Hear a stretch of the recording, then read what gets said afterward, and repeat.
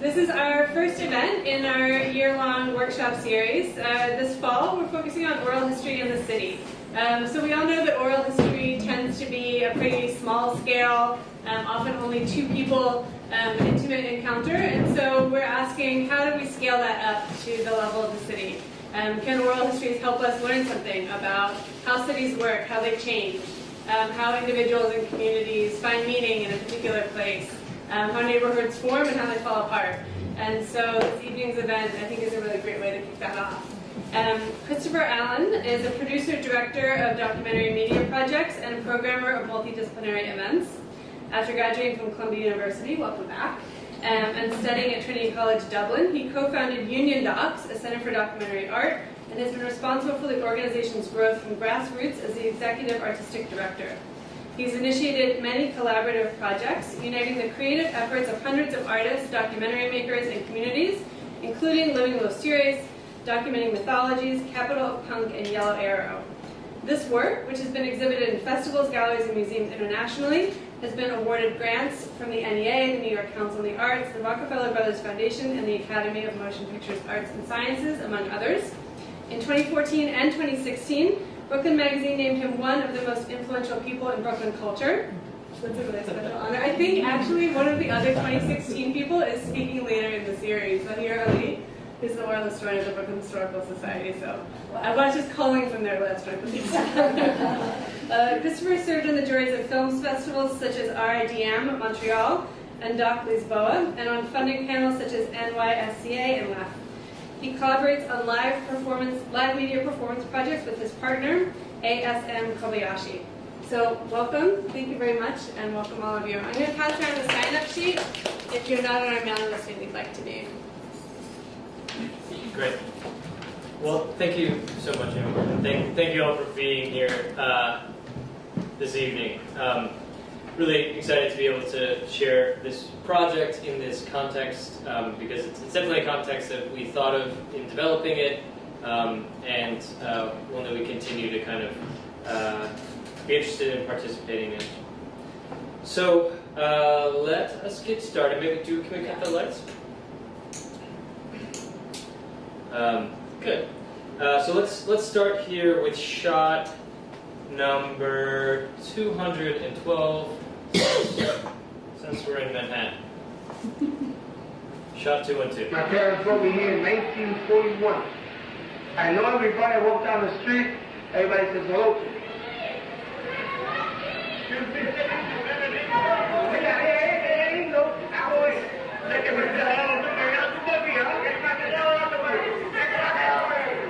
They told me, hey man, you live in the Southside? Oh my God! Let's look at it again. So this is the shot that introduces Kuso. Kuso is the fourth protagonist in the film Los Sures from 1984, and I think it is a remarkable shot for a number of reasons.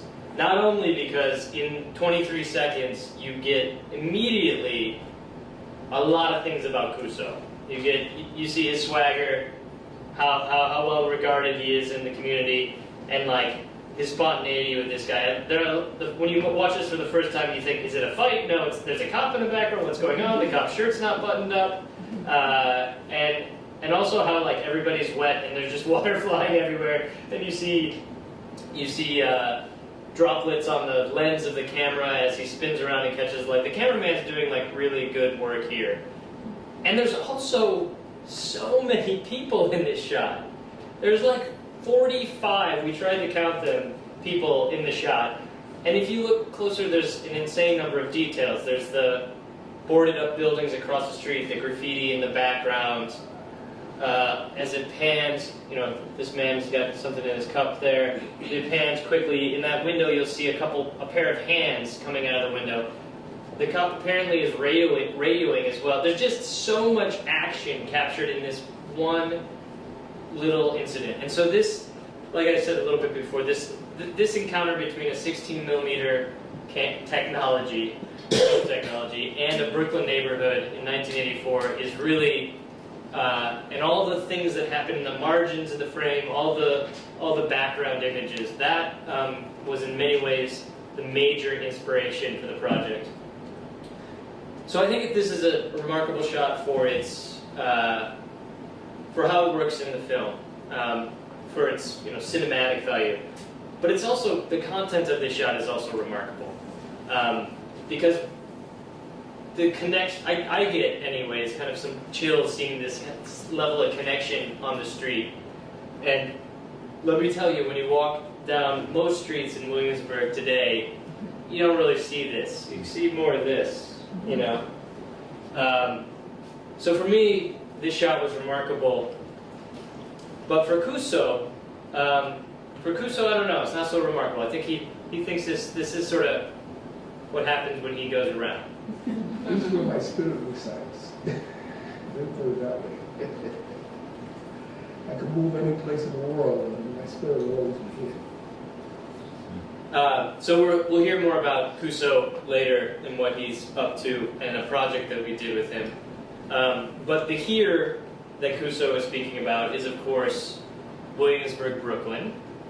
And I was in Toronto recently, and someone said to me, Brooklyn is everywhere.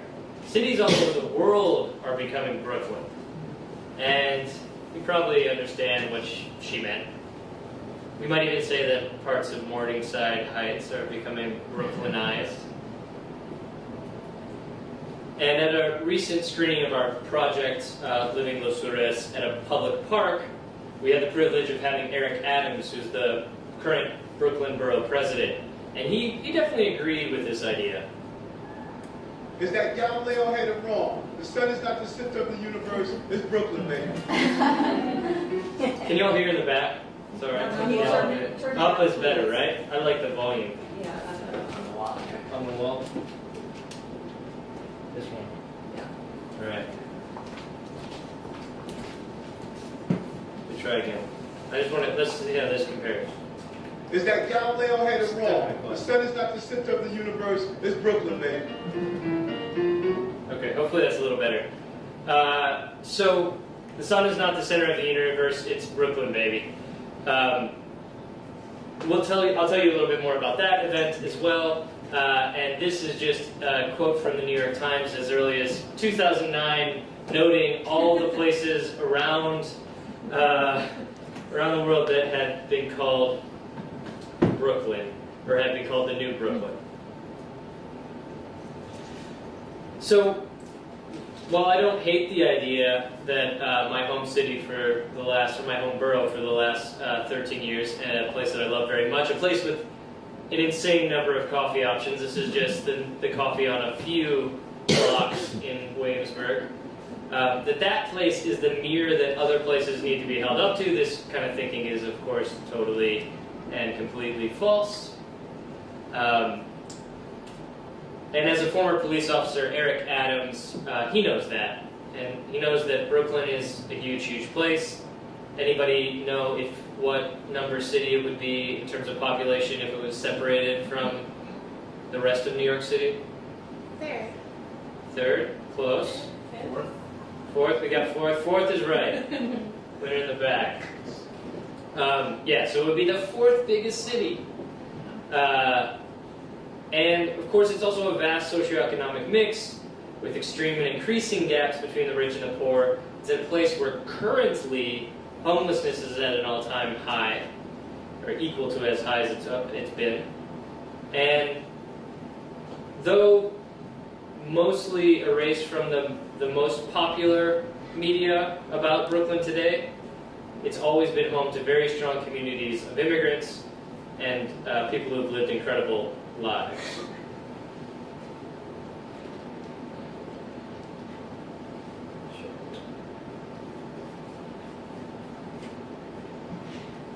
What would have happened if Scarface lived? What if God allowed him to survive that last bloody gun battle?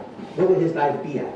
In a way, God did allow Scarface to live. He allowed me to live. I own the Southside of Brooklyn then. The women, the parties, the clubs, the champagne, the Armani suits, the Italian shoes, the drugs, the drug runners, the guns.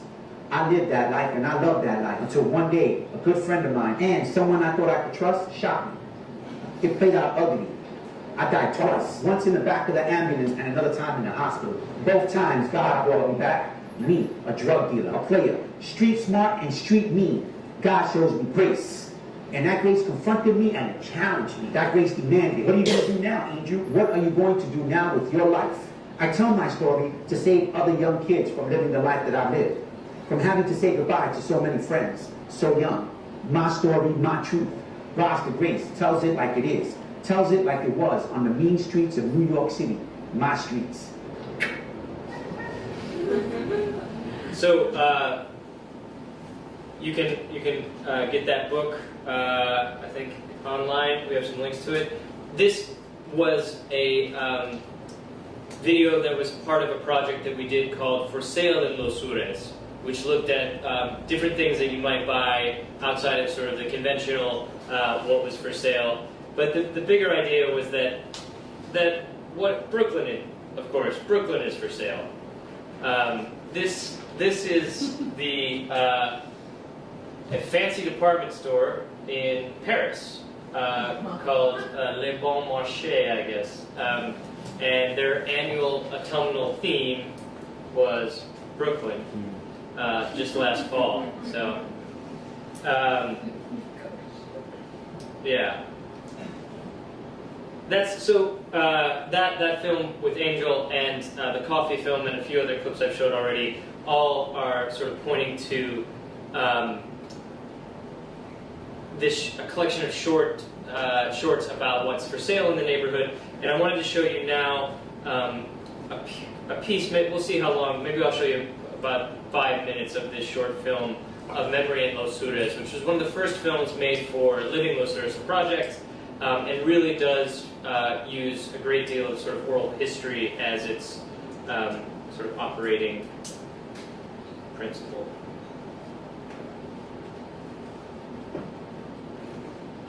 I'll try to turn it up.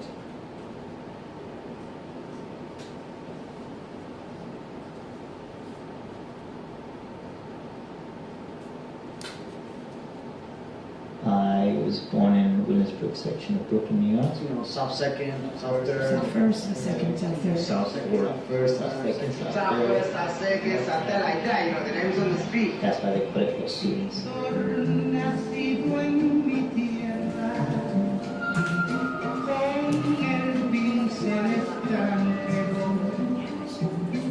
When you're in Brooklyn and people ask where you're from and you're Latino, you would say Los Sures, and they would know exactly where you're from. Soy de Los Sures, Los Sures, Los Sures, Los Sures, Los Sures. What is the South? I guess it was a big community of immigrants. It was a really vibrant, interesting neighborhood, mostly Puerto Rican. For anybody to say Los Sures now is weird. I believe it's a fading term. It's safe to say that.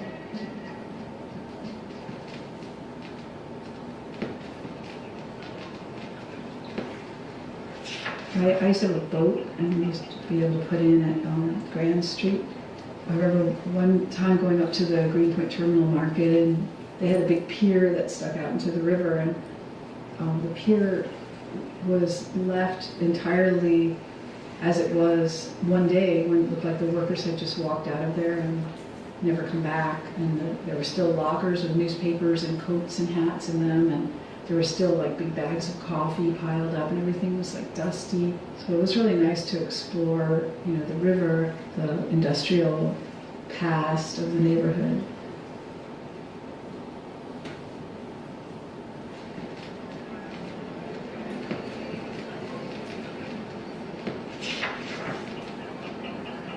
I remember there were 3 major theaters right there on Broadway. The Commodore.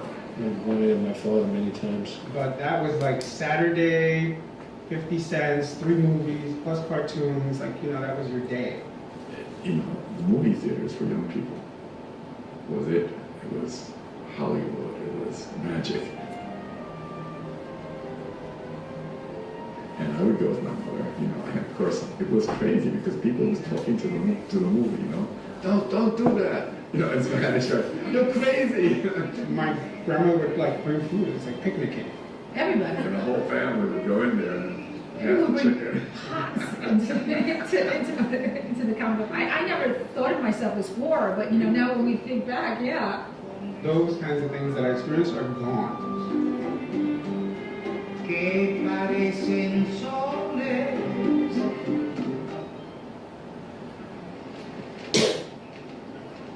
I remember my grandma, she smelled of punk, but she was so sweet. Everybody called her Titi. It means aunt, like it was a term of endearment. And it was weird because like everyone in the neighborhood did so, you know, like kids, alcoholics, like the young drug addicts would all go to her Titi. It was like this thing where she just knew everybody. Yeah, she always walked around with this little plastic cup of rum and coke, like the whole time. That was her thing. Like, every store filled it for her. She lived across the street from this park. It was on Rodney Street. There was a basketball court there. It's kind of run down at the time. There was like a broken sofa. We'd hang out there. Titi, she'd come out, you know, give me a quarter to go play video games, and then she'd go back upstairs with her friends. Since she lived on the first floor, everyone who hung out outside would just like use her like apartment as their restroom.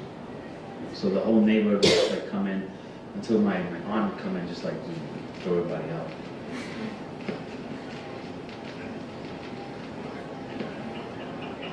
I can remember that blackout.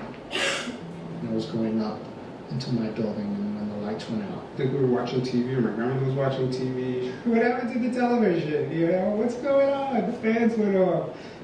There were riots everywhere. I mean, they were looting all stores. And we were actually seeing people walk by with TVs and, you know, refrigerators and hand carts and, you know, boxes of sneakers. And the economy had a lot to do with, you know, with what happened. People got very wary of neighbors and not knowing what to suspect. You know, I could probably pinpoint that as a defining moment in the decline of that whole community. It was that devastating.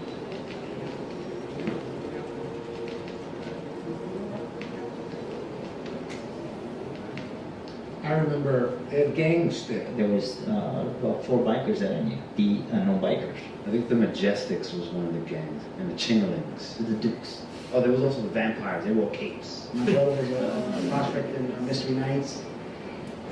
They wore jackets, Almost like the Warriors, that old movie. Send the word.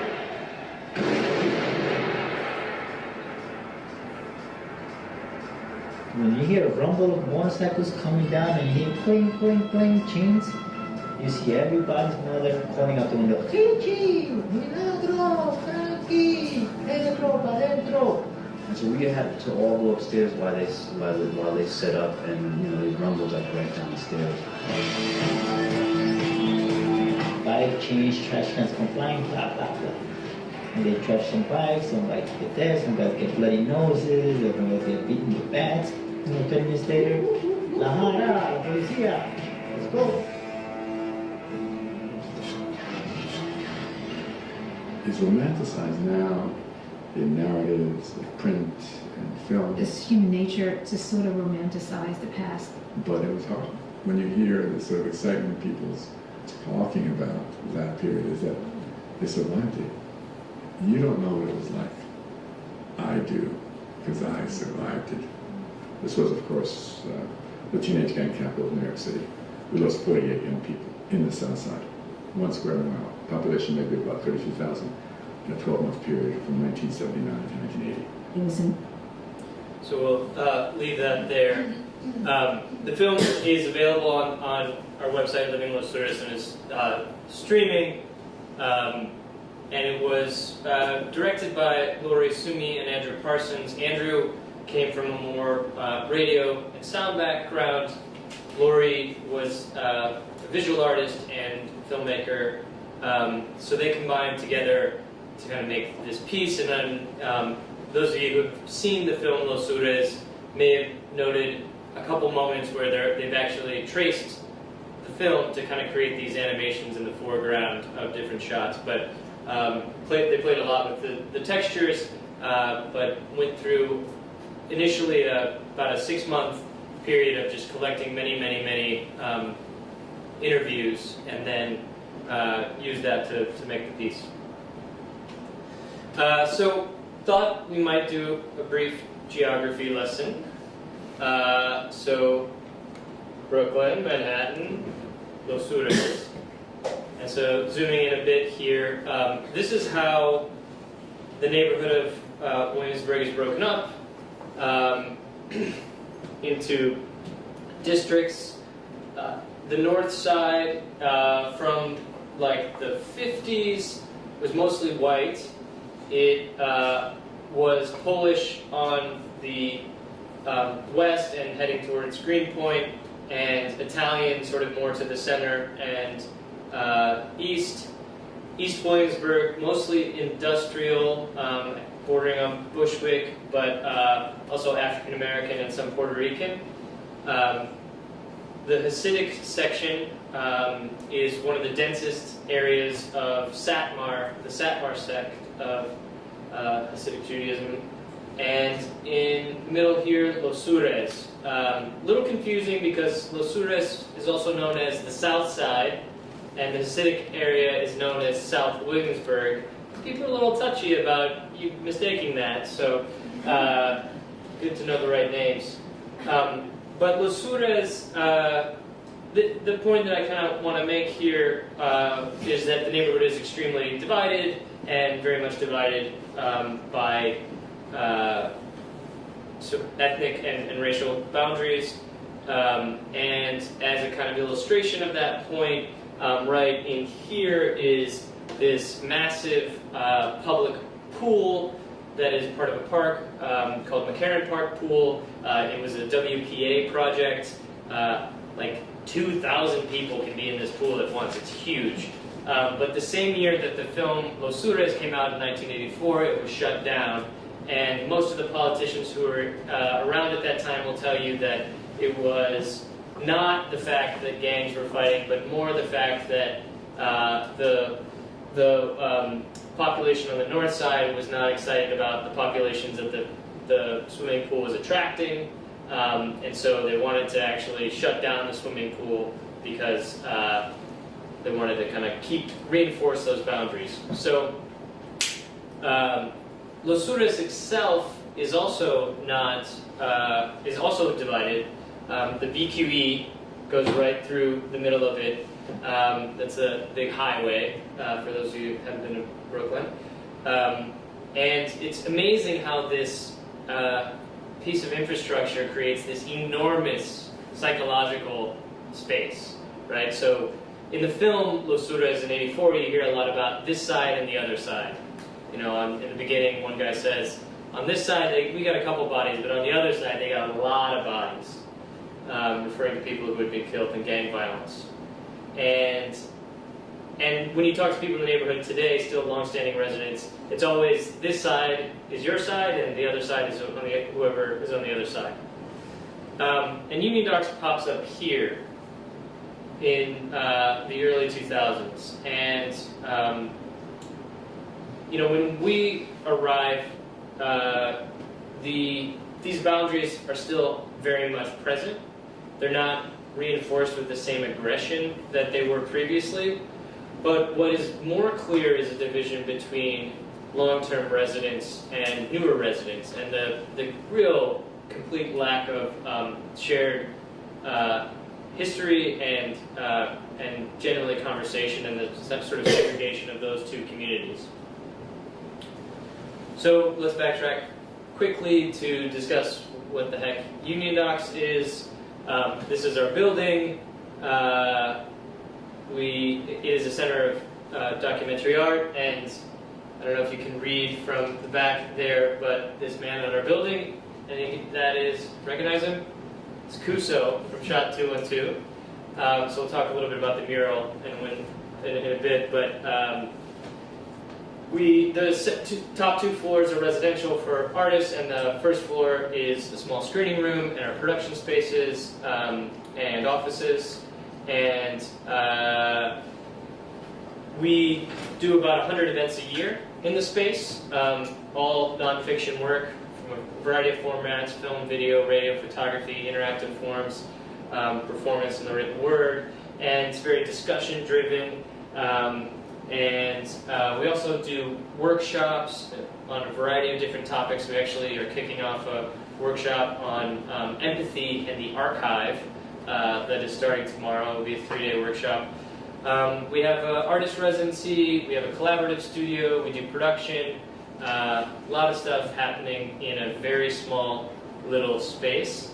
And I welcome anyone here to come check us out. This is what you'll find, that's our website, and you'll find all the events and workshops up there.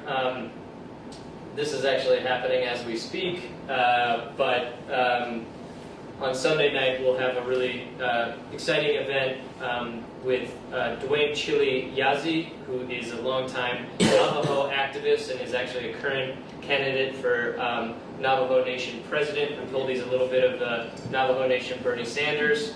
And he was in a very influential Native American rock band and activist band in the 70s.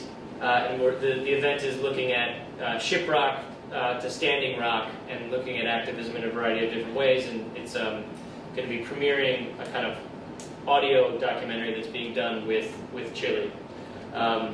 So a whole bunch of events at the space. Please come visit us sometime. Okay, so back to Living Los Suras. What is this thing? We've called it an expansive documentary. We might have just said big. We use the word big because it involves 60 artists and over 200 local participants. But also, expansive started to make sense because it's still not ending. It still continues. And we are also trying to push the boundaries of what documentary is and what it can be. So these are the useful sort of relevant links and handles and hashtags and whatnot. So tweet at us. So we came to the film Los Suras in a special way. And the film Los Suras really kicks off all the possibilities for the project that we made. We encountered it first, actually, on VHS, of all things. It was given to us by two filmmakers, Pamela Yates and Paco Dionís, who are actually live in the neighborhood, but they have a very wonderful documentary company called Skylight Pictures, and we were showing their film State of Fear. And afterwards they said, hey, you know, there's this film that a friend of ours made that shows this neighborhood in the 80s. Would you like to see it? We were like, yeah, we'd really like to see it. And so a few days later they brought over this VHS tape. And so we had to hunt around. This was like in 2007. We had to hunt around and find a VHS player.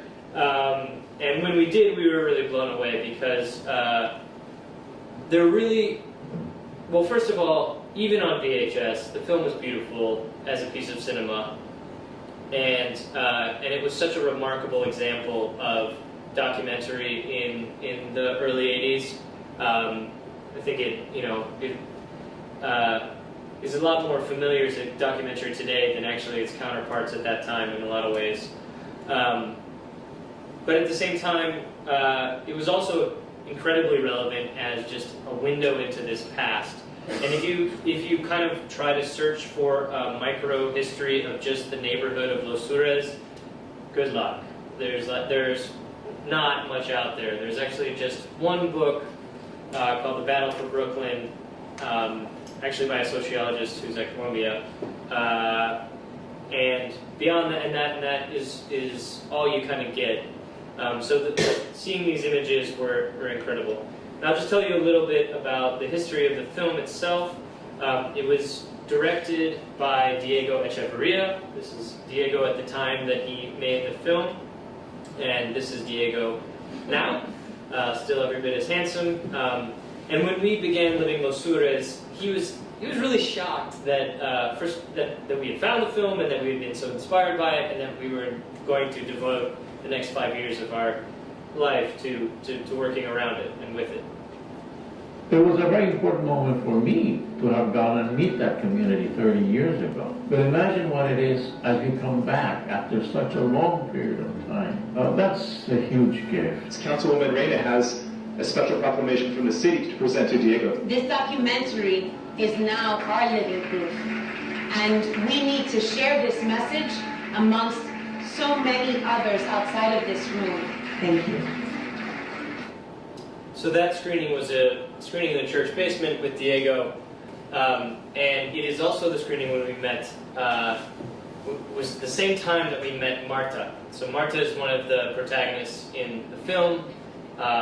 Here she is on her roof with her family. She's in the film. She sort of, her role is as a single mother of 5 living on welfare. Though shortly after the film, she got a job and stopped living on welfare.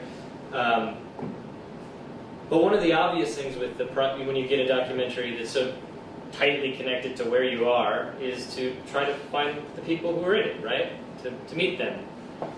So we wanted to meet Marta, but we didn't want to walk around the neighborhood and seem like investigators or anything like that. So we tried the official routes for a while. We did. We went to schools and organizations and churches in the neighborhood and tried to say, hey, you know, we're looking for this woman Marta, without seeming too weird or suspicious. And that didn't turn anything up. And so we kind of hit a dead end. And finally, so we gave in and decided we would, you know, go out with this photograph and try to find Marta, even though it felt kind of weird. But luckily, what happened was we went to the first bodega that is across the street from UnionDocs, literally across the street, and went up to the man at the counter and showed him this picture, and he said, oh, that's Marta. She lives on South 3rd, like around the corner. And she was like 3 minutes away from UnionDocs the entire time, and so the next day we were ringing her doorbell and meeting her, and then eventually we would create the project 89 Steps, which I'll show you in a minute. But that was same time as that screening. But the film was released in 1984. It premiered at the New York Film Festival, toured around to many other festivals and won awards. Here it is actually showing just after the preview screening of director Joel and Ethan Cohen's Blood Simple. To give you kind of a landmark in cinema history. And yeah, it was well received and had a national broadcast on PBS in the markets that decided to show it. And then it kind of disappeared. It was there wasn't a home video market at that time. You know, you couldn't really see documentaries in video stores, and actually right when this came out there wasn't much of a way to rent videos. And this was kind of the natural life for a documentary, actually. It would go into academic collections, into university libraries, into school libraries, as a 16mm print, but often not beyond that, if someone didn't choose to distribute it. And for us, you know, we had assumed that this is like a very important film, right? This is like a piece of New York City history.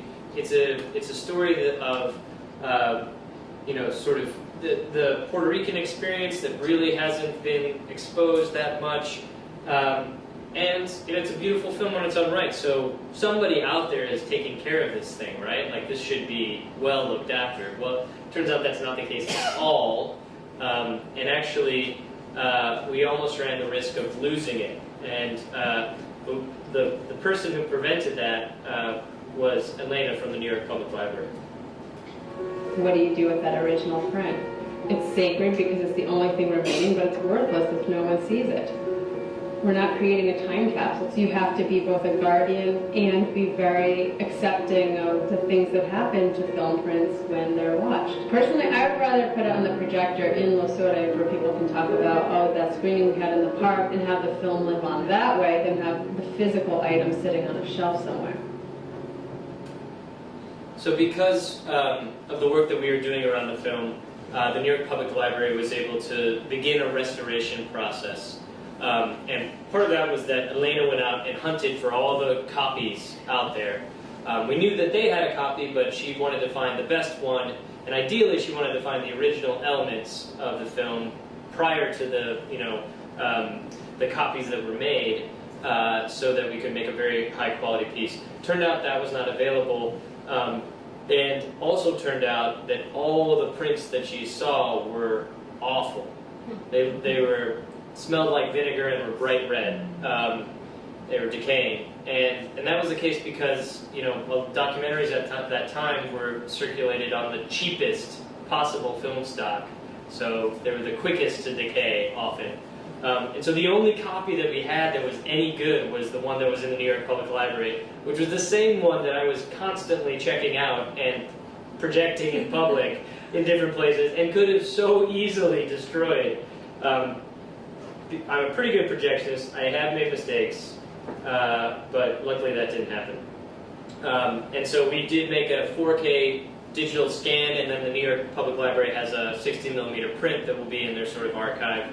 But what if you saw the film already, you were looking at not the VHS copy, which we looked at for 4 years, but a beautiful 4K scan of that print.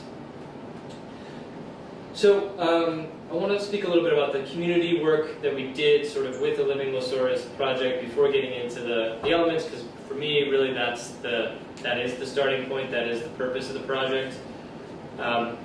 So here's Diego alongside his cameraman, Fernando, and this was, as Diego describes it, his main strategy in sort of getting the film going. He hung out. He was there in the neighborhood for about 3 months, on the streets, meeting people, talking to people, trying to understand what he wanted to make the film about, who would sort of announce themselves as the appropriate protagonist for the film. And kind of in a nod to that idea of hanging out, and in a hope to kind of encourage people to hang out a little bit more on the streets of the city, we created an event last summer called Brooklyn Barrio, which was a big event that took place in about 12 different locations across the neighborhood. All these locations were informed by work that we had done, so they referenced a project or they were built around a connection. Hard to read here, but there was a stoop sort of seminar where a scholar named Johanna Lonando was in dialogue with local artists and activists, David Lopez, and they discussed what is a barrio and what is the history. We worked with a local organization called El Puente to show a mobile kiosk that they had created that was about collecting stories and sharing traditional healing practices in the neighborhood. And so we kind of were a site to promote that project. We showcased all of our short films in another theater. We had a lot of stuff happening. And so basically from 3 to 6, these hangouts were happening all over the neighborhood, and the hope was to create spontaneous interactions around these events. And then we had attracted everybody to a big public park that typically doesn't have any kind of cultural programming in it. It's really like a sports park, but we utilized it for this project. Had food and drink and music there, and then an outdoor screening of some of the new films from the Living Losaurus project, and then an after party at UnionDocs. And I'll show you a video of what happened that day. The real classroom is not in the sterilized environment of the brick building or inside our apartment. The real classroom of learning and appreciating the beauty of diversity is like this. Only thing I'm sure of in school is that Galileo had it wrong. The sun is not the center of the universe, it's Brooklyn, baby. What does it mean to hang out? Where can you still hang out? Where can you no longer hang out? And where would you like to hang out?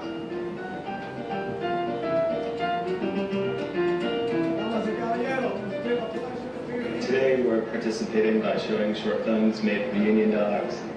I went to all the bodegas and the merchants on the south side who have the same kind of sign, and I just asked them to add one message, which isn't advertising. So, UnionDocs, that's us. This is what it looked like today. We just painted a mural on it. This is the artist, Jose Luis Medina. His first publication ever called I Walk in Darkness. This is actually the first book that UnionDocs has published. So, Living Losaurus, the whole idea is that you can't capture a neighborhood with just one film, with just one image. It's got to be this whole kaleidoscopic view.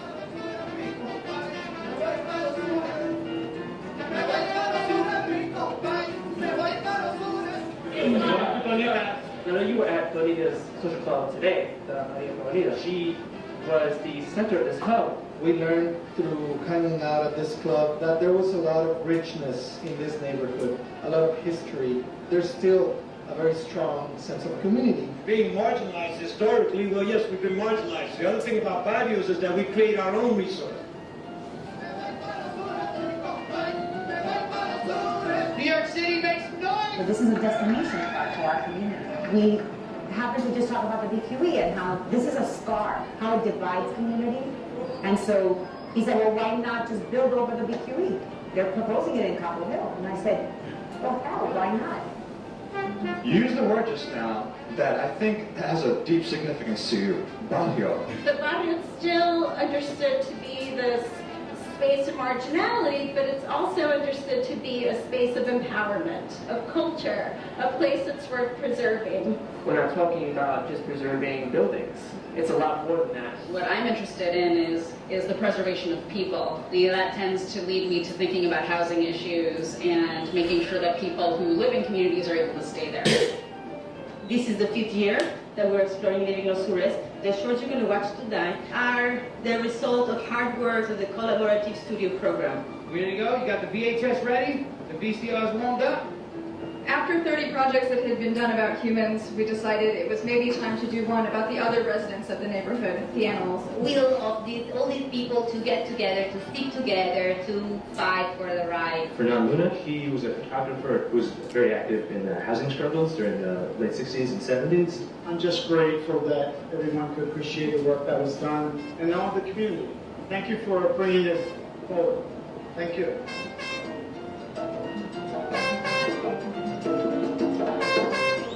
We have 3 more films to show you back at UnionDocs, the after party after that. Can I get a weapon? Thank you so much, guys. It's been wonderful.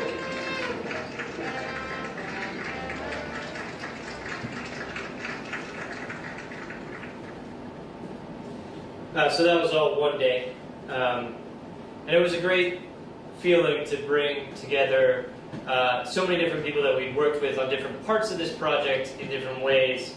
And you know, rather than kind of creating one singular event, these sort of smaller, isolated events, not isolated, but sort of spaces that allowed people to kind of interact on their own terms around different topics that were all sort of adjacent to each other, seemed to really allow for a lot of connections. And so one thing that we launched that day was a mural about Cuso, and really the reason for this mural came out of a interview that we had between Diego and Cuso 30 years after the film. And it's a strange thing when you do get a chance to meet like a documentary subject. I like to say protagonist, but someone who you've had this strange familiarity with, who like you feel like you understand their story.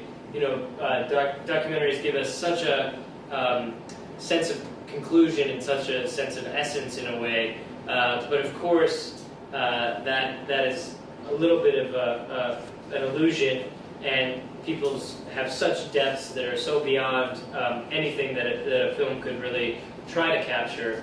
And it was really interesting to know that there was a whole major thing going on in Cuso's life while the film was being shot that Diego, the filmmaker, had absolutely no idea about. I fell in love with heroin at 14, 1954. And as far as that goes, that lasted until I was 47 years old. And since I always had a beer in my hand or a bottle of wine, everybody thought I was an alcoholic. But underneath, I was a heroin addict. But thank God, I think I helped. I'm not ashamed to say to you, I'm a recovery addict. Right? I've been clean for 25 years. So that's actually Cuso on the flute. The music in the background is his band. But this was the interview, and it was really interesting to see the gap between the filmmaker and their subject, more or less. And this whole missing part of Cuso's narrative. When he was in the film, he was sneaking away to get high because he was a functioning addict, and that was part of his life at that time. And he really wanted to. In the film, he shows up much more as an entrepreneur, as a guy who's getting work for his friends, getting out there in the community. But he really wanted to share this story and sort of gesture to a bigger conflict in his life. And in thinking about that and thinking about what a project could be that we would work with Kuso on, we wanted to somehow look at a bigger scope of his history than just the months that Diego was making the film. And to do that, we ended up partnering with a local artist. My late Wilma became a cartoonist once I became 50 years old. I have got 3 complete stories. This is the only copies I got. This is the man we know. There's Joaquin Guerra. This is a Walk Alone in the Dark. It's a trilogy. They're more like film noir. I was raised on Warner Brothers, 1930s, 1940s films. Candy, Bolgar, John Garfield. They all live in the city. Sometimes they were hoods. I guess they were tough guys.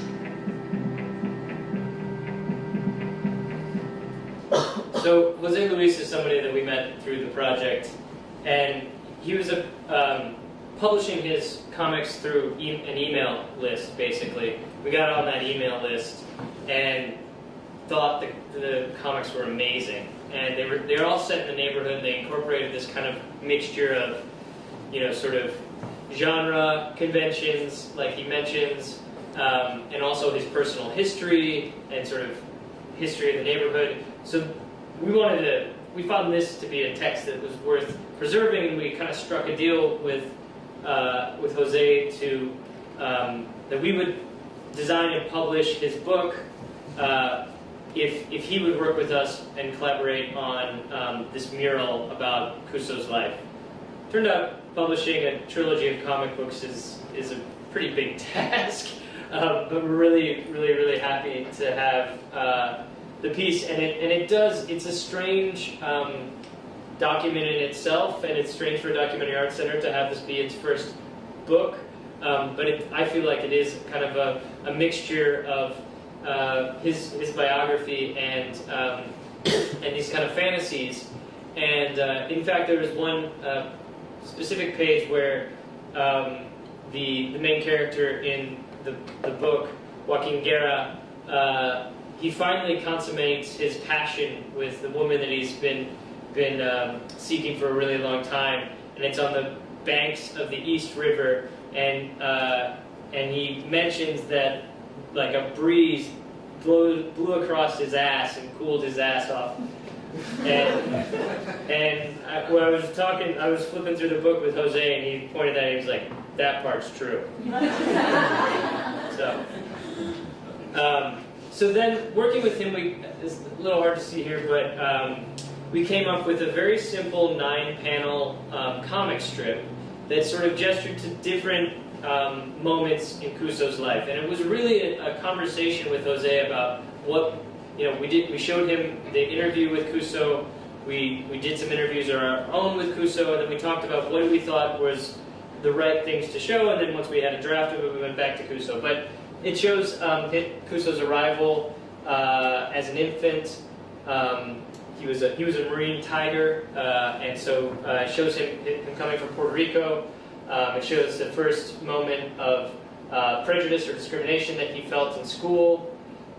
It shows the time when he first got high, him buying his apartment, him organizing with the Latino labor union, to facing his addiction and then deciding to help others, and to his point right now where he still lives in the neighborhood, and as this says, he has 25 grandchildren and 24 great-grandchildren, and I think actually as of most recently he has 27 great-grandchildren, so we're going to have to update the mural. But I'm really proud to have this on the face of our building. And it works as a mural. It's really exciting because every day we see people stopping, taking a picture, stopping to read the comic strip. And it's a level of engagement that I think is kind of an interesting level of engagement. It's not just there's other murals in the neighborhood which are excellent as well, but are sort of a splash of culture. And this has a little bit of a story to it, and people actually stop and read. They don't just glance. So kind of another way of taking these interviews and turning them into a project. So now to get to the meat of this, in case you haven't explored much of Living Los Sures, what is the project? A massive part of the project is this collection of short documentaries called Southside Short Docs. Includes things like a film called Third Shift, which is about two Domino sugar factory workers who go back to the factory as it's sort of decaying and abandoned. And this is the building that is, most of which has been torn down now, but is about to be transformed into the biggest luxury development in New York City history. And they are very, very funny, and they tease the filmmakers a lot, and it's a really nice film that you can stream on the UnionDocs site on livinglosures.com. There's a film about a livery cab driver who kind of moves through the neighborhood and is a poet himself. There's also an audio walk called The Southside Stories, which takes you from the subway at Bedford and walks you through the South Side, and you hear voices of the long-standing community, and you end up at a really great bar, which happens to be the subject of another film called Tonitas. This was an interesting sort of ethnographic project that was made by a collection of the fellows at UnionDocs. They decided to couch surf with friends, so they would stay over one night at a friend's place and film it, and then ask that friend to introduce them to someone else who lived in the neighborhood who was a friend or acquaintance, who would put them up for a night, and they just kept filming and staying overnights. And the hope was to show the networks, and it turned out that their networks were quite insular, that they really didn't break out of kind of a young, sort of touristic experience of the neighborhood, but in itself is a pretty interesting document of the place and time. Another film, this was an audio piece that was aired on NPR that is about an abortion in the neighborhood and actually involves Marta's daughter from the film. The Caribbean Sports Club? And this is, I'm sorry, I'll introduce this a little better. This is, we'll give you a taste of Tonitas, which is a film about the club that I mentioned, and we'll show the directors of that, who are also fellows in our collaborative studio. The Caribbean Sports Club, also known as Tonitas. I often wonder how no one else made a film about this place, because it's like a treasure for a filmmaker. That club is there thanks to Maria Tonitas. So she saw it for the first time at the screening at the club. People were shouting every time they see one of their friends. Having their approval was the best because they were trying to represent them. So these films were shown a lot to start with locally. So we would show them in the marketplace. There's a great Latino market called the Moore Street Market. We took over abandoned spaces and did projects in them. We really like to use the public parks a lot to do events. We especially like using handball courts because they make a perfect cinema, and there are thousands of handball courts waiting to become cinemas across the city. Some of the work sort of was more at home in a gallery environment, and we also did other screenings on the water, outdoor spaces. Eventually, Los Sures and some of the shorts also reached many film festivals and were distributed in those ways. We won the best short film in Brooklyn a few years back at the Brooklyn Film Festival, and they played at very prestigious film festivals across the world. We had a short run at the Brooklyn Academy of Music of Los Sures, and came out with a DVD. And then this spring had a run at the Metrograph Theater downtown, which was supposed to end on the 21st, but went for 8 weeks, and was a really surprising success. And now the film is available on Mubi for another 10 days, I think. If you haven't seen it through the link that we provided, you can see it there.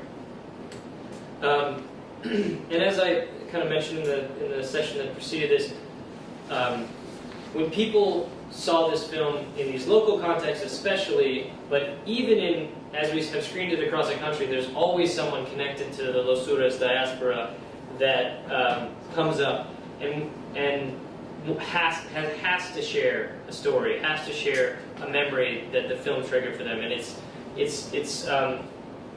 been really a huge part of the project, seeing that, and so we wanted to find a way to kind of collect these stories. Here we are with Marta and one of her daughters, and just listening to people as they talked about the film. That's Eris, who is an oral historian on the project. She is a filmmaker and also has a political background and in the neighborhood. But with that, we created this project, 89 Steps. Or sorry, shot by shot. That's what I'm showing you now. And I want to show you a few shots from Shot by Shot. So the idea with Shot by Shot was to, here we are. Let's start with this one. This is my favorite shot. The screen's, I'm going to see if I can make this screen a little bit bigger because it's squished from the aspect ratio.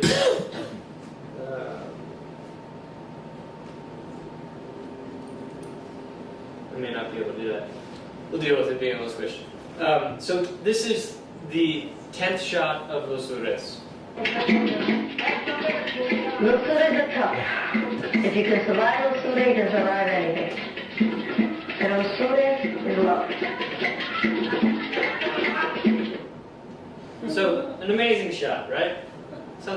And especially, it's something that can pass by in the narrative as you're watching the film, and you kind of don't really recognize the ballet of it or the kind of perfection of the shot.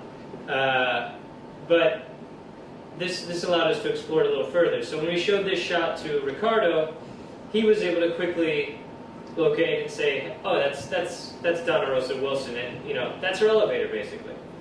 And then we talked to Tina, and Tina was like, "Oh, that happened all the time. We used to use the bag for sure. Like my mom would give me my keys that way, and because she never trusted me to have the keys." But actually, buildings were mostly not locked, so we didn't need it that often. And then Etta pointed out, well, this is happening because these buildings, they're walk-ups, so you're not going to walk down 6 flights and back up 4 flights. Come on, give me a break. Got to innovate. But this, you don't see this kind of activity too much in Williamsburg these days. Ray had an interesting observation too. He said that it reminded him a lot of Puerto Rico and thought it was kind of connected to that, and that in San Juan his father had a grocery store, and people kind of put the list in the basket and lower it down on this 10-story building, and they get the groceries put in and then pull it right back up. Which I don't know about you, but that seems like an awesome service to me. I feel like my building should have that. And then, yeah, shot 11. Let's keep going. This is a fun one. There's a lot of respect in this neighborhood, you'd be surprised. So there's a lot of respect in this neighborhood, you'd be surprised. So when we show this to Miguel, he immediately connected to his own story about him and his wife, and sort of this Romeo and Juliet kind of thing that happened, and shared, this is them when we were interviewing them, and the more people try to keep them apart, the more they got together. 41 years they're still together, and we've got a close-up of their wedding shot here when they were teenagers. And here, because of the screen size, this is not drawing exactly right, but normally you would see on the other side an image of this same angle done in Google Street View. So it's a kind of a then and now comparison. Maybe I can zoom out and have it. I wonder if that will work. Let's see. Yeah, okay, there it is. So this is the same building, same block as this one here. And because we had an amazing partner in the project, in a young woman from the neighborhood named Genesis Enriquez, who knew the neighborhood like the back of her hand, we were able to locate all of the exterior shots of the film and map them, and then use Google Street View to kind of create a rough comparison to the original. And so that's another facet of the project. Tina had something pretty funny to say here. she wanted to talk about the veil right away. And she said, you know, back then if you had a veil, you better wear it. And you know, there's a lot of Catholics, and if you know you had the veil, like people are going to call you out basically if you're trying to wear that and you didn't deserve to wear that. So a lot of different things, and so we also would use this sort of scan of the script, and here we're using it a little bit ironically. You know, it did different points. The commentary is more directed to the dialogue than it is to the imagery, so in that way we would use the script and highlight what people were talking about to sort of present a little bit of editorial around this work. Just to jump to a few more examples, shot 24. Another one that hit from this kid named Jaya, and into another fight to the shadow, and they painted across him. They're only about three in this side. The other side is there's more. The other side I had a body.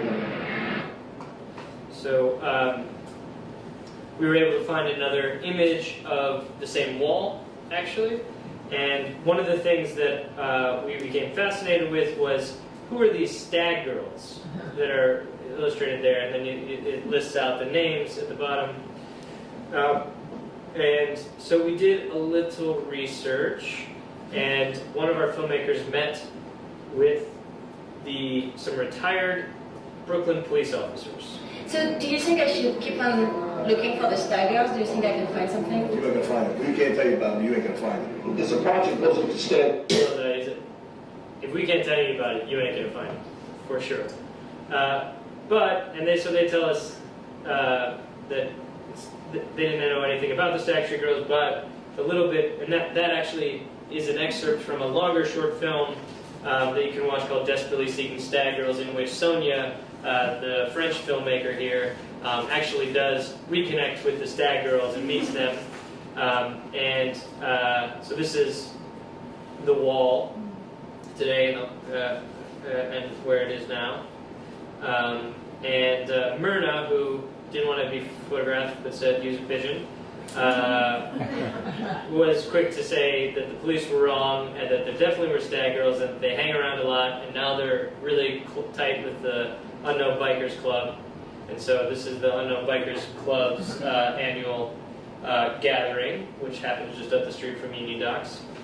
And then Nikki had more to say about sort of the violence in the neighborhood. And in here, I just want to point out, actually I'll pause that. We have, there's elements of more archival, different imagery that relates to the sort of history of housing in the neighborhood. Some archival video that we found from a filmmaker who was shooting in the 80s, 70s and 80s, and had some stuff he was willing to lend to the project. Murals from the neighborhood illustrating different parts of it. So quite a bit, and then some also, I think the next thing is some news footage. So we were bringing all these different elements together in this shot-by-shot project. And this was an example of what a lot of filmmakers would call B-roll. I don't personally believe in B-roll, but this is a cutaway. These two beautiful people were not part of the film, and more than just really this. So that's all they appear in it. But by doing interviews and showing that, Tina here again, she was a big source for a lot of things. She was like, oh yeah, it's Feo and Susanna. They had 2 kids, and then she actually told us that they both had passed away, and that Feo had died from AIDS. And so shortly after Los Ures, is made, the AIDS epidemic hits the neighborhood, and also the crack epidemic after that. And here we bring in a little piece of archival from El Diario, an article about the homosexual cancer, as it was called at that time. Tina was remembering how everybody thought it was a gay disease, but that Feo got it from sharing needles.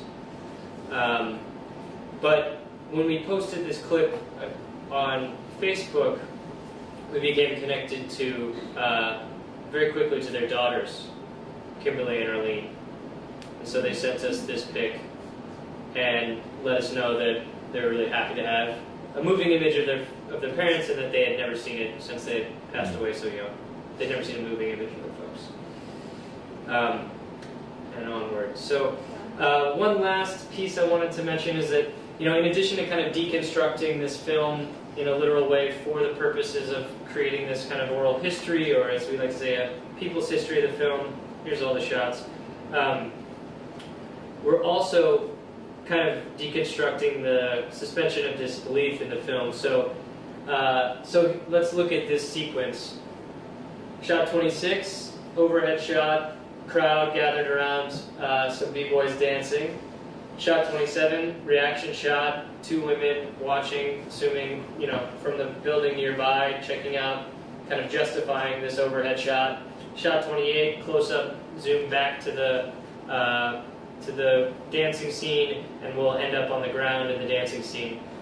But when you show this to somebody who knows a little better, this very quick little shot here, David Lopez, very quick to point out, no way, that's totally an editing trick. These ladies are nowhere near where that break dancing scene was happening. She's looking down on the other side of the neighborhood at something else. She's only on the 2nd floor. That's a complete editing joke. So literally kind of picking apart the way that the film is constructed and creates some of its mythologies. And then Nixa goes on to just talk more about this idea of looking at the neighborhood, grabbing a pillow, and what's better than washing the streets. You can't find anything better than that on TV. So that is shot by shot. And then the last piece I wanted to show you before we discuss a bit was 89 Steps. So this is a web documentary we created with Marta. And actually, before we start, I'll say that 30 years ago, sorry, I we forgot. started filming in September with 5 people that lived in the Barrio of Brooklyn. I being one of them. The neighborhood was tough at that time. Not easy at all. You see me with my 4 daughters. But I did have a son. I did have a son.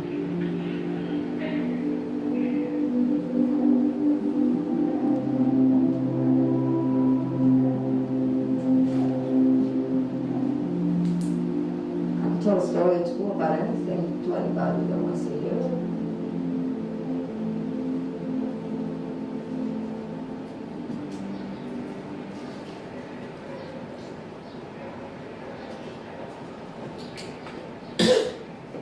Southside neighborhood of Brooklyn, New York.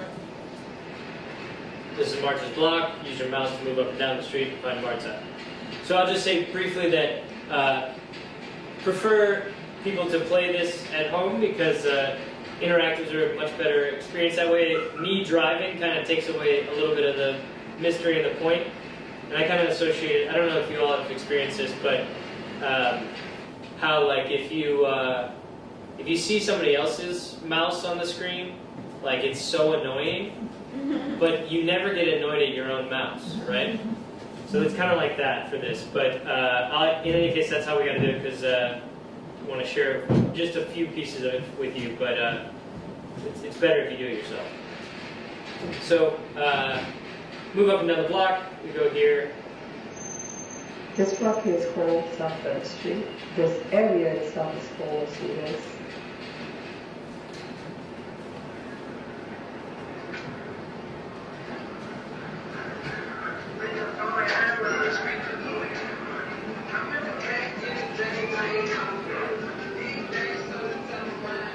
I'm still strong about how I feel about my neighborhood. I love my neighborhood.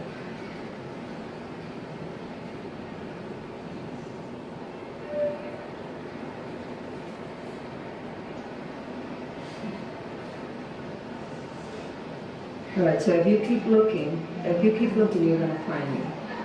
Okay. Keep looking. I came to this neighborhood when I was about 11 years old. You gotta look further. Now you've gone too far. You gotta come back again. You get the full block. Almost there, almost there. Just keep trying. Jeez, where's this lady? That's me. That's me and my daughter.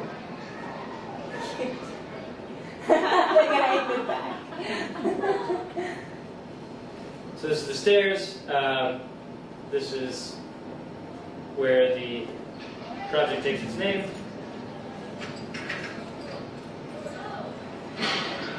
Oh, stay. I'm used to climbing these steps. It's 89 steps, by the way. I want you to know, from the first floor all the way up to my apartment. Let me know if you get tired. Stop. So walk up the steps, click and hold go, pause to regain your strength. Marta will wait for you to share a word or two. Click to continue. So we've got go.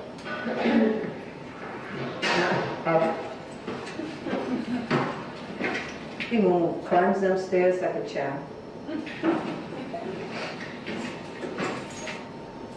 The only bad thing about this place is that I'm 65 years old now. Imagine when I'm older, climbing up 89 steps. That's going to be like really hard to do, you know? If somebody brings me up groceries, oh, that's a lot of money that I have to get out for a tip. Please don't tell me you're tired. I'm an independent person here. I can go anywhere I want to, whenever I want to. So the way this works is that as long as I'm clicking and holding go, we're walking up the steps with Marta, counting the steps as we go. But as soon as I let go... We're only about the third floor, you know. You want to stop? I want to tell you I had a very excellent memory. But that, it's good and it's bad, okay? It's good and it's bad. He tries to do away with a memory. He comes right back. Oh, living colors. Woo. Like dreams. You know, some people dream black and white, living colors. So the longer... depending on where you are, each floor has a different set of stories, and Marta will keep telling them to you until at some point she's like, "Don't you want to keep going up the stairs now?" And so we kind of segmented that, and we look at this space as kind of a, you know, for people who are impatient, they can just click and go up these stairs. They can skip it all, or they can just follow the walk. But it's sort of character development, and it's also the introduction of the conflict in the story. Because now you see she's starting to slow. Lately, I've been losing a little bit of my breath, climbing up the stairs. And so you also hear her losing her breath. And it was really important in this that it moved really fluidly so that you could enter the conversation and exit the conversation without it feeling abrupt. So that editing was very unusual. You have to be able to jump out.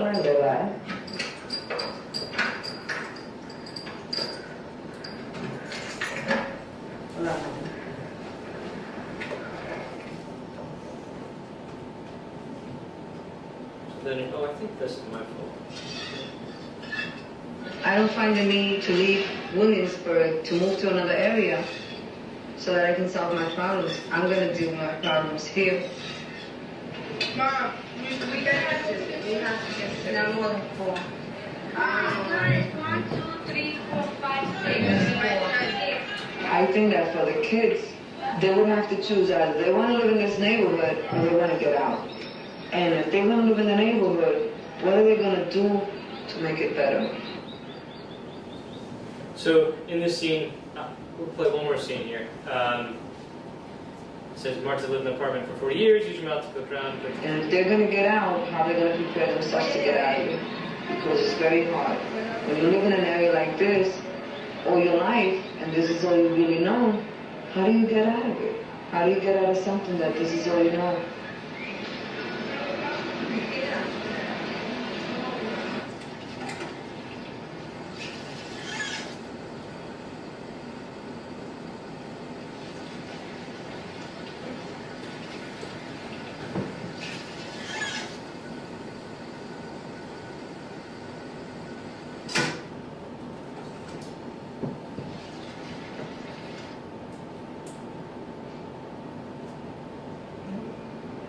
I wasn't expecting anything to get better, but to have less, no. I don't like that. It's like, should I go? If I do, I'm going to be sacrificing, because I think that I have lived here long enough and given up myself to my community, to my friends, to my family, to this building. Then if I want to move forward, it's like, no, I'm not going to have anything then. Anyway, my decision most likely will be, well, you know, Martha, keep paying your rent and visit Florida. Visit. When in reality, I would like to someday have something that I can call my own. So then we arrived at the listing, and here you're on sort of the website where Martha's selling her apartment, and you can explore. Yeah, that was our living room. Kind of have a there before and after with the film. Oh, shit, I haven't cooked in there in so many years.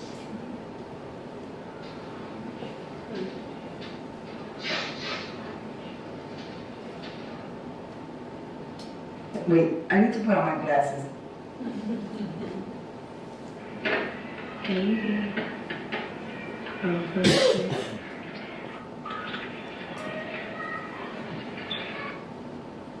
When Nosura starts with my name, when I'm washing my face, it's in this bathroom, but of course it didn't look like that.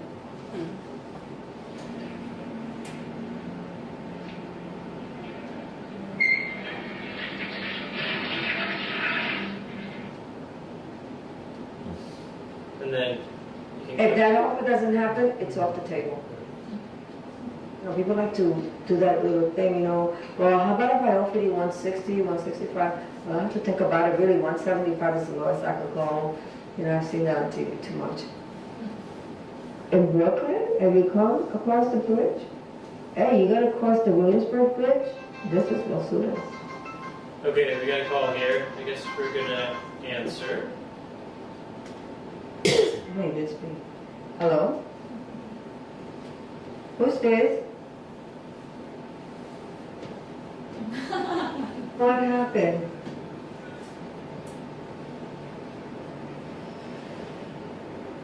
Yeah. All right, I'll see you then, okay? All right, bye. Right, okay, bye. I got so scared. The realtor's calling me to tell me this.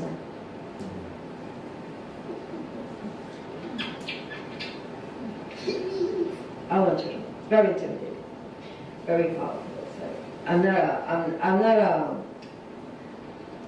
not a gambler. Maybe I am. No.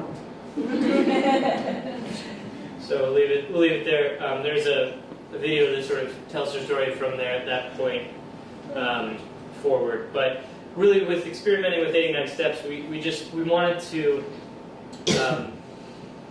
basically to focus on Martha's voice and to do something that. Let's see if I can switch this. Sorry.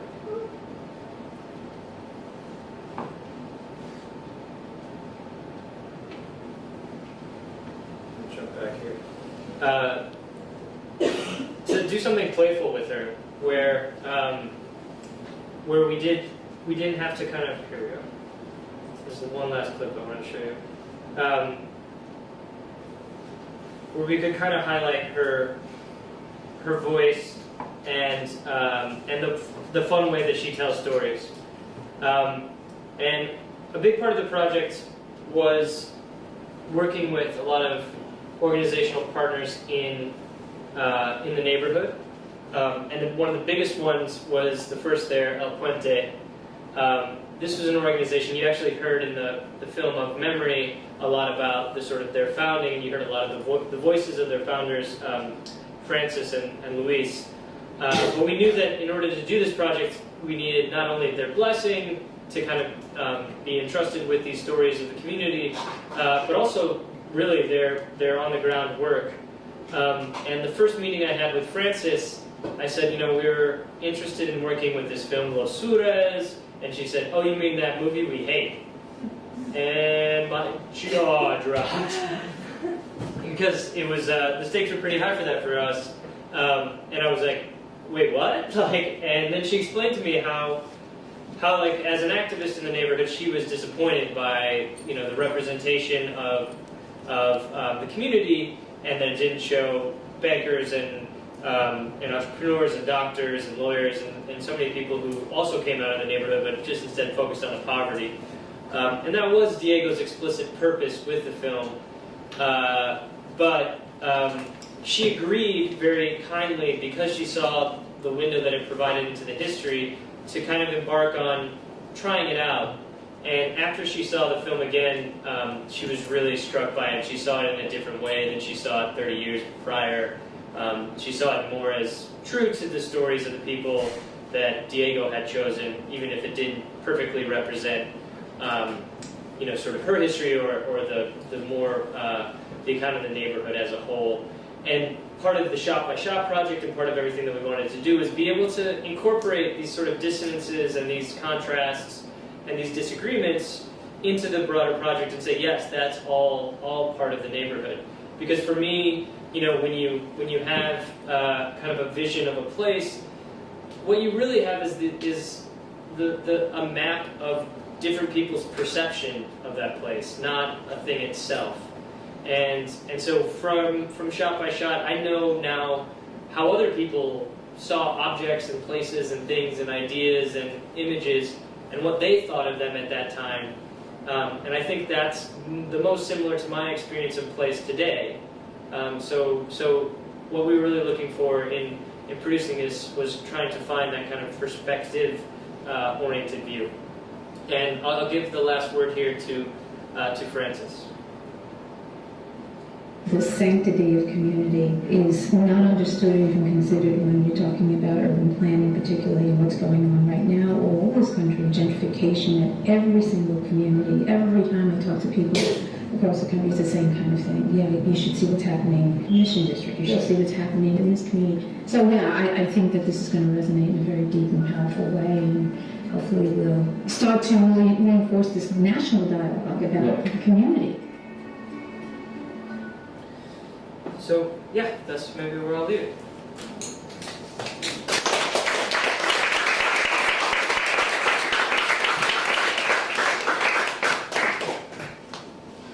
All right, we have time for some questions.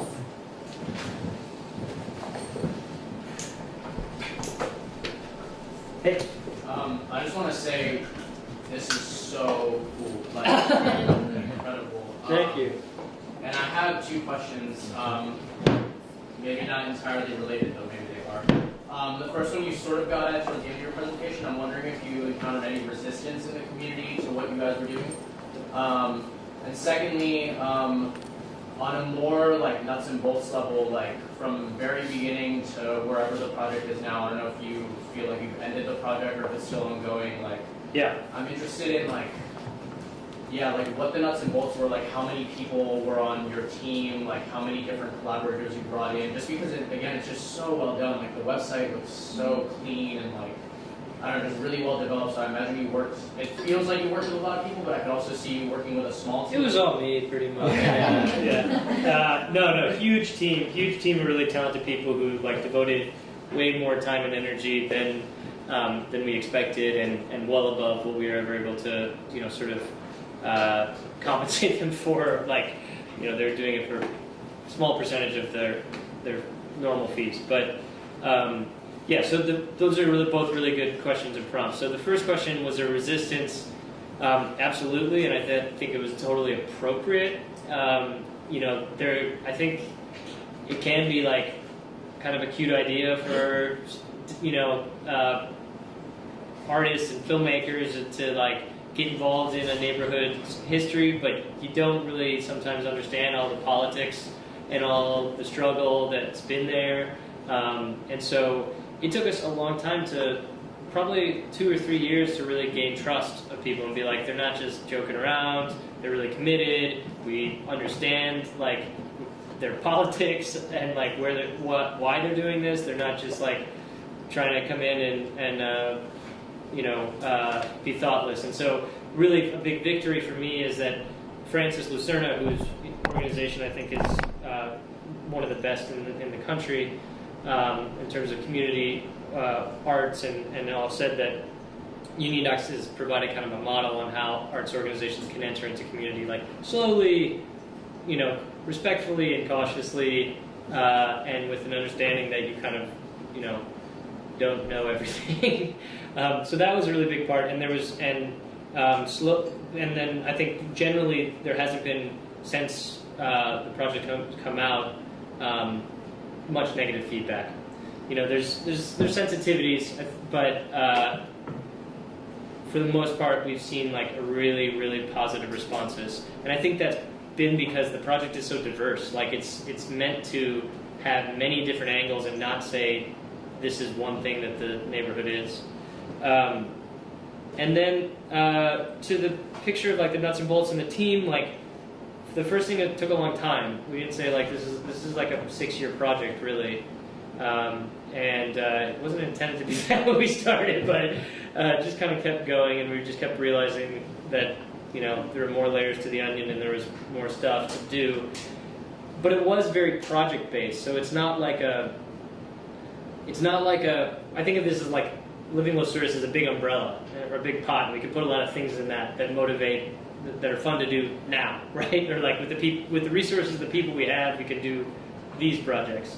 And it didn't need to have a kind of like more strategic, process of these pieces before that. And I think sometimes when you see interactive pieces or these kind of collaborative pieces, sometimes they're too structured, and that for me that means that like not enough people are actually having control and input over where their ideas are going. So like we gave up a lot of, and actually had in some cases potentially too much to like the artists that we were working with. Just said like run with it, do what you want. Like this is the structure, this is how we're doing stuff, and I think that ultimately that made a more interesting and diverse collection of things that were unexpected, but no one thing had to kind of stand in for the whole. So, yeah. The other character of the protagonist, Evelyn and Aunt Maria and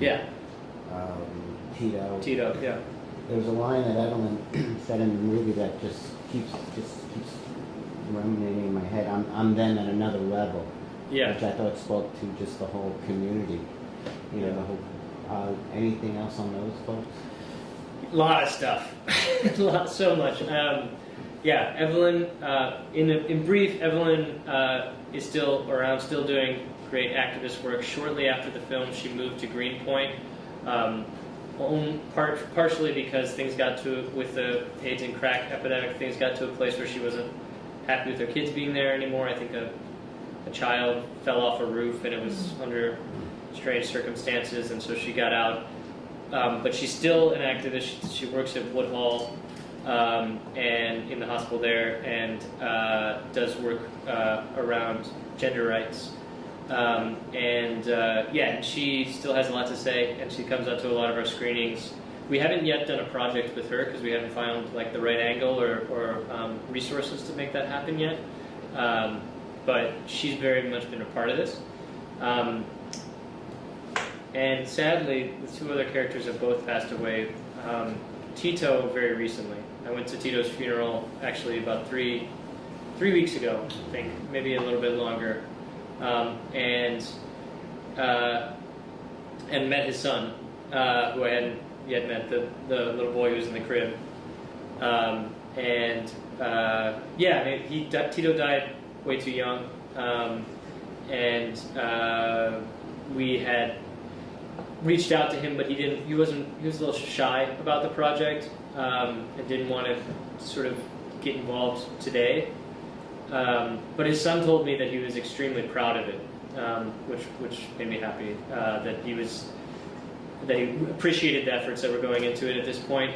He just didn't sort of want that sort of spotlight again. And his son is still in Brooklyn. And then Anna Maria was the oldest in the film, and she also passed away, I think, in the early 2000s. But we're connected to her family more broadly, and also have some of her stories still come into Shot by Shot. And actually, this is one of the questions you asked that I didn't answer, which is it finished? And I wish it was, but it kind of still keeps going. We're definitely trying to add more to Shot by Shot. We haven't feel like that. We really just touched the tip of the iceberg there a little bit, and we'd love to keep going. But it's a lot of work. So we're trying to just do a piece at a time now. And the other piece that we are still working with is a kind of educational curriculum. So we teamed up with El Puente to do kind of pilot program for high schoolers.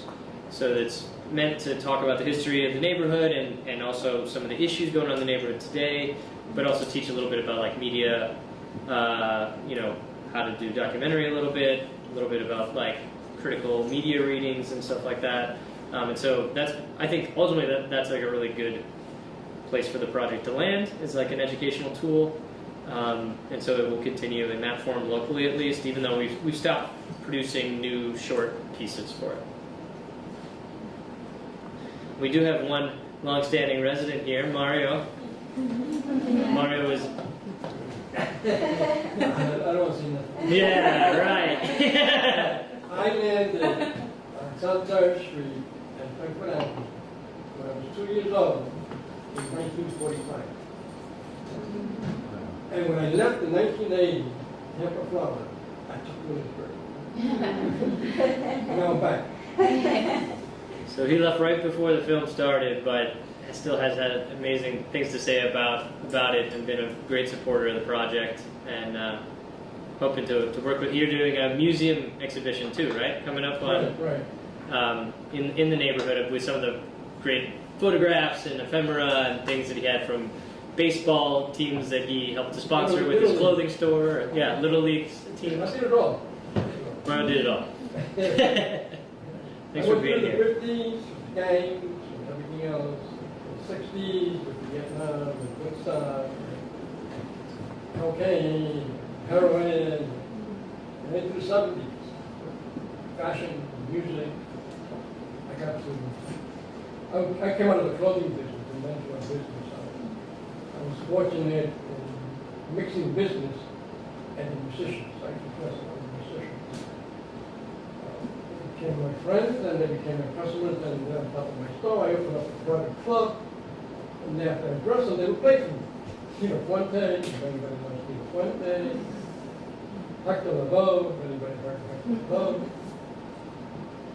Andy Palmieri, they're all monsters. They're all friends of mine. Such great pictures. I have to say, when you first started showing all the coffee places, I was like, oh my God, where is this guy's going, right?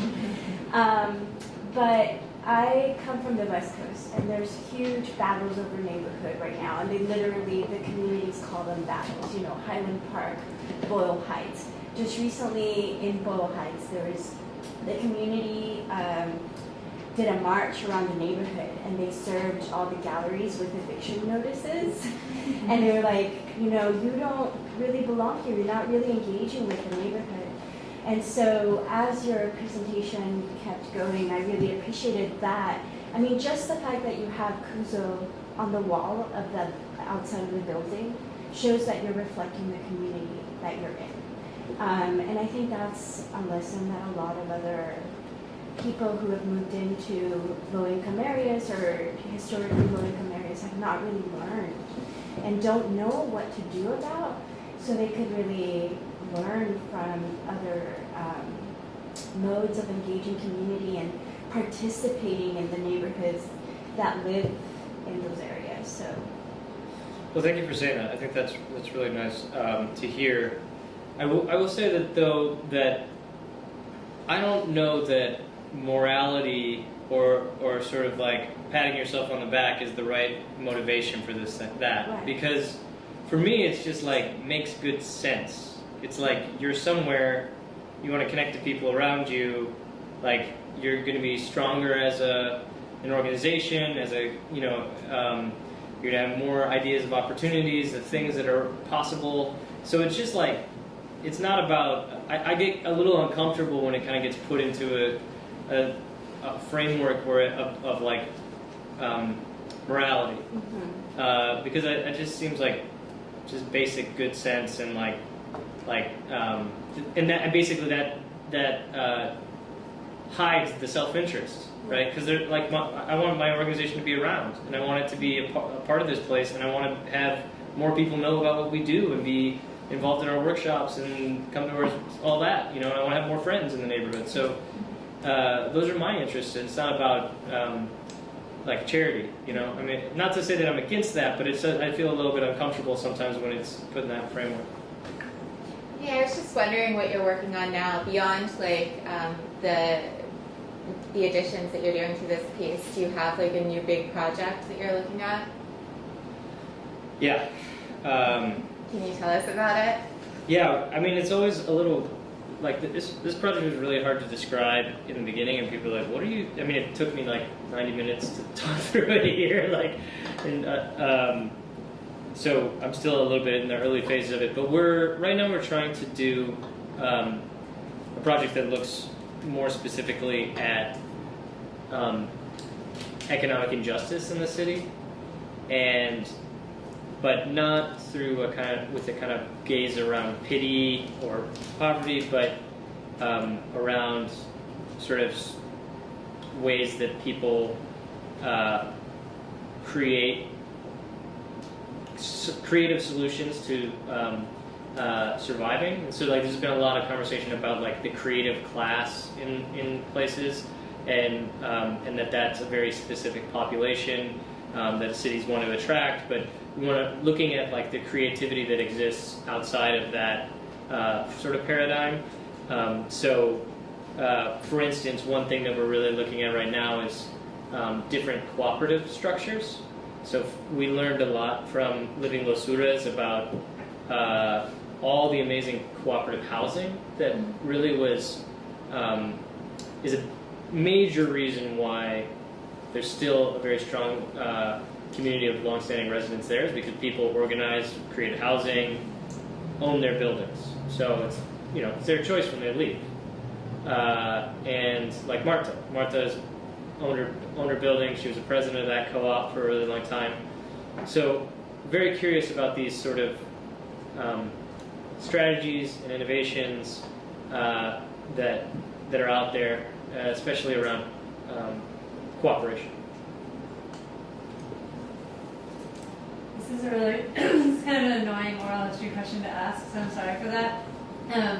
But you told this story about the film almost being lost. Yeah. And I'm wondering what you're doing to preserve all the documentation that you're creating now, and if sort of the raw materials that are being we got it in like this, Google Drive. if they'll be available to other people to use at any point.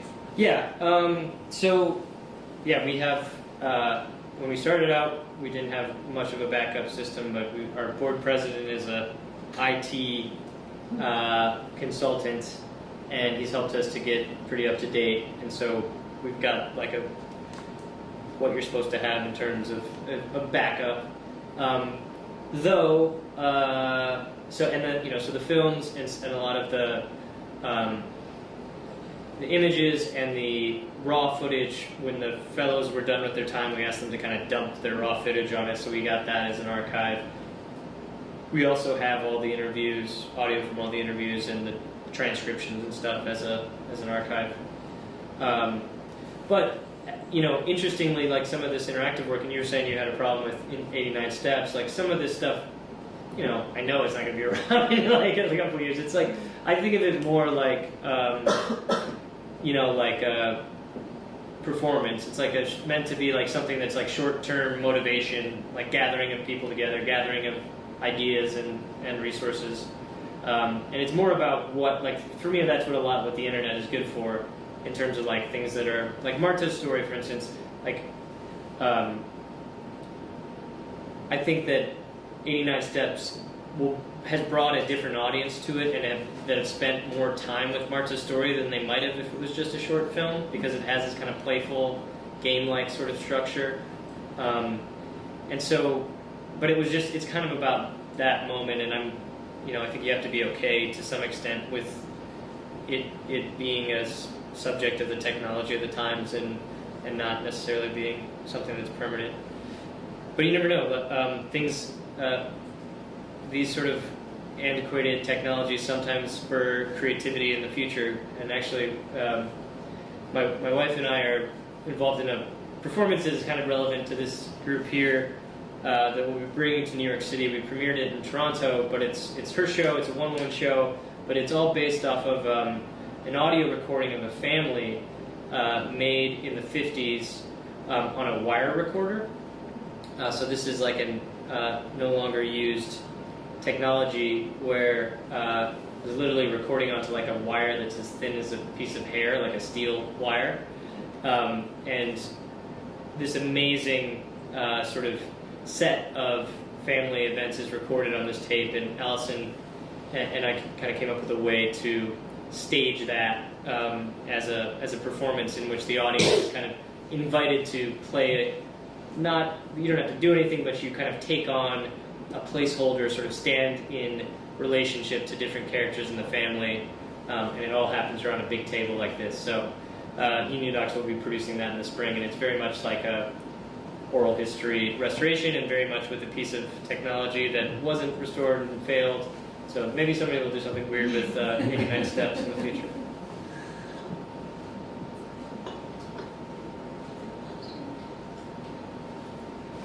Thanks so much. Thank you so much for sharing. This is really great. This is really great.